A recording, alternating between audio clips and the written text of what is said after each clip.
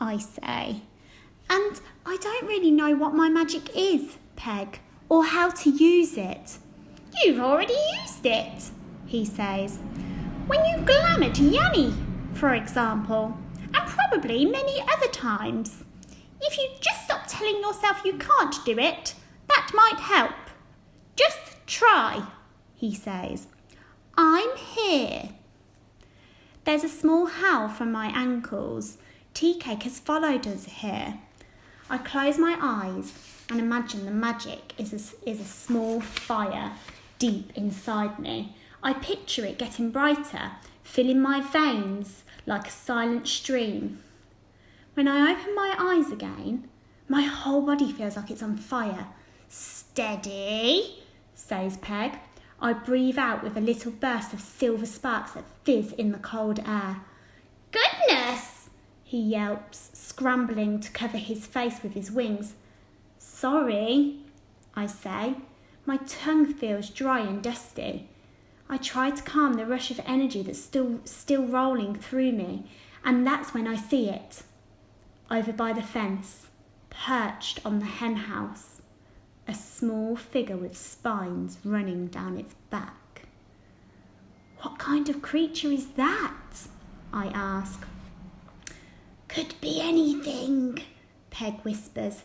They make their forms out of shadow. There are no limits. I suppose that makes sense, I say. In the forest there were wolves and birds, and the stag.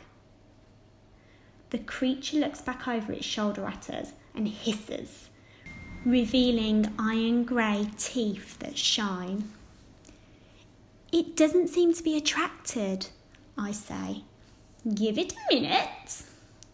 I focus on steadying the energy until it's a low hum. The creature jumps down from the hen house and hunkers low on the ground, barely visible.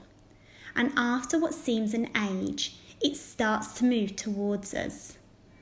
What do I do? I whisper, terrified.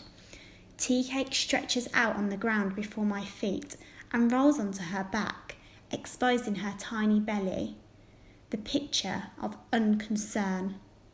I frown. Silly kitten, growls Peg. What is she doing? Something, I say. I crouch down, put a hand on her pale fur. She curls up around my hand, her claws sharp against my skin, but not digging in, her green eyes staring as if she's trying to tell me something. The shadow edges ever closer, watching intently. But I act like I don't care. Like this is all perfectly normal. And then, when it's crept closer than my mind can really bear, and all my skin is goosebumps, I take my hand away from Tea Cake and curl my fingers around my acorn, turning to face the shadow. Go, Stella, says a tiny little voice in my mind. And so I do. Eye to eye, fear against fear, I howl. A little bright spark flares around me, and the shadow is, after all, just a shadow. I tell myself in a hard new voice. In this garden, in my home, it does not have the power of many, no power over me. The sparks keep flying, and the shadow unravels, and then I'm breathing hard, and Tea Cake is sitting pert and watchful, and Peg is his beautiful imp self, his tail curling over my shoulders, and the garden is, just for an instant, a blaze of pale light. That'll do it! Peg claps his hands. Yes, Stella! I don't really know whether it was me, or Tea Cake, or some kind of team effort, but the shadow is gone, and hopefully with it, any secrets that it may have learned.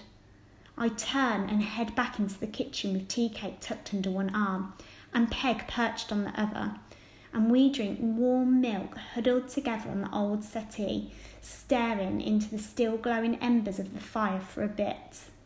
It's warm and they keep close, and there is so much to think about. But I am restless because I did it. I sent a shadow away, and if I can do that to one, I should be able to do it to many. I should be able to do it in Winterspell.